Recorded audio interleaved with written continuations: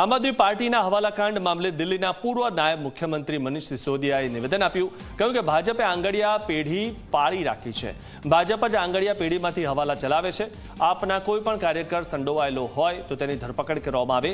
આંગડિયા પેઢીના આખા દિવસના સીસીટીવી આપવામાં આવે તેવું પણ તેમણે કીધું છે. જે રીતે સુરતના દ્રશ્યો સામે આવ્યા, ગોધરાના દ્રશ્યો સામે આવ્યા, ત્યારે હવે આમ આદમી પાર્ટી તરફથી આ નિવેદન સામે આવ્યું છે.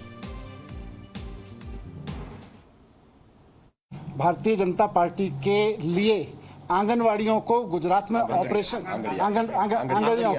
आंगड़ियों को गुजरात में ऑपरेशन करने दे रही है.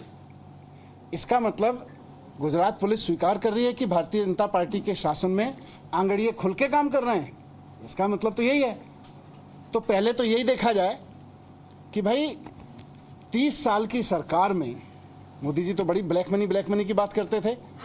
गुजरात में आंगड़िए काम किसके लिए कर रहे हैं और क्यों कर रहे हैं और किसके संरक्षण में कर रहे हैं?